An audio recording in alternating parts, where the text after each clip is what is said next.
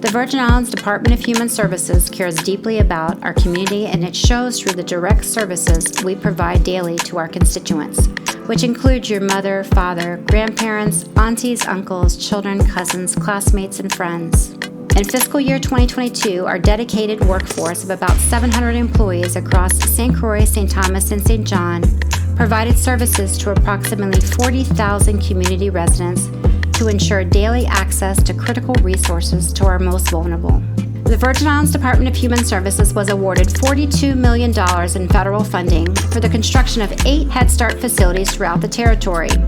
The grant award will require zero local match to fund the construction and restoration of facilities territory-wide.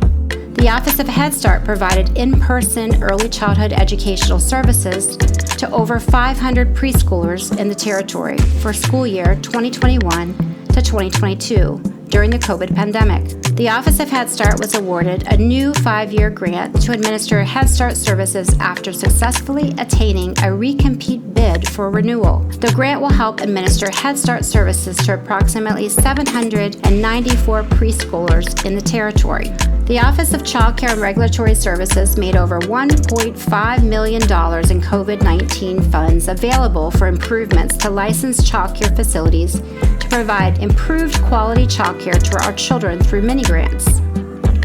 This year, the Office of Child Care and Regulatory Services received $34 million in American Rescue Plan funding for child care stabilization, which helps eligible child care providers by covering their full operational costs for January to June 2022.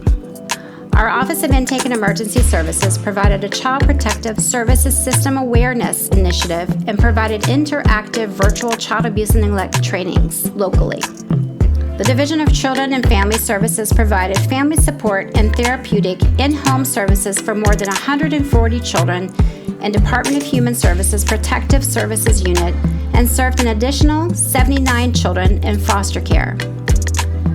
The Office of Residential and Interstate Compact Affairs provided support services to 104 Virgin Islanders who have been placed in local and off-island residential facilities. A total of $65.4 million in Pandemic Supplemental Nutrition Assistance Program emergency allotments, known as PSNAP, were issued to nearly 14,000 SNAP households in fiscal year 2022. DHS applied for and secured nearly $6.4 million in additional federal Pandemic Electronic Benefits Transfer, or PEBT funds, for approximately 12,500 children and youth in public and private schools. These benefits will help with food insecurity across our territory and assist the economy by providing emergency food assistance. Our Medicaid division has enrolled over 1,127 medical providers here in the territory, in Puerto Rico, and the mainland to provide critical medical services to over 36,000 residents enrolled in the VI Medicaid program.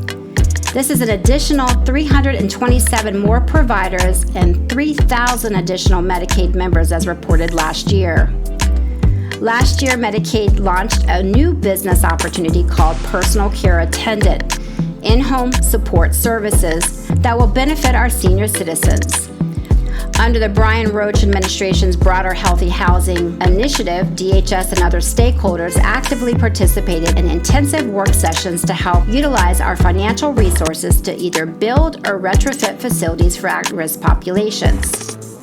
Through collaborative efforts, DHS has made significant progress in the ability to launch the Health Information Exchange through partnership with the Office of the Governor to draft legislation, a telehealth strategic plan, and secure the federal dollars to contract a leading project management organization to help lead the design and development of the HIE. $30 vouchers were physically mailed and sent electronically via text message to all eligible Medicaid members and SNAP households for the Affordable Connectivity Program. 34,624 text messages sent with a link to the electronic vouchers, and 6,245 vouchers were also mailed. Our Senior Citizens Meals on Wheels program provided 148,151 meals for 951 clients during the pandemic from October 21st to June 2022. The Adrian Center on St. John was completely repaired thanks to the collaborative efforts of the Virgin Islands Housing Authority. In fiscal year 2022, the third quarter, we reopened the Project Strive Senior Center on St. Thomas and are very close to opening the Richmond Senior Center on St. Croix. The Herbert Grigg Home for the Aged reopened their kitchen, dining area, and conference room and front lounge patio, and will be installing a retroactive walkway awning as part of their quality improvement initiative. Both of our homes for the aged, Herbert Grigg and Queen Louise Home, received approval from FEMA for a full prudent replacement for both sites, estimating $174 million for reconstruction. This will eliminate the need to use CDBG funding and finally allow for the construction of 2 state-of-the-art 60-bed skilled nursing facilities, one on each district. Emergency Support Function 6 mass care training was held virtually for all Department of Human Services essential employees.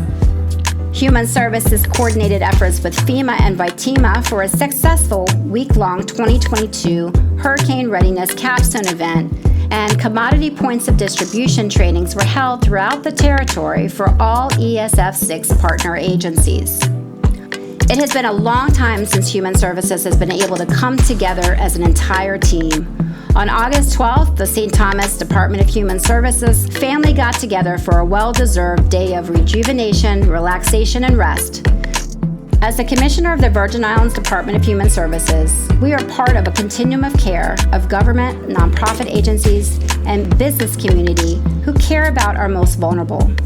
We stand by our slogan, working together to make a difference, and look forward to a successful 2023 fiscal year.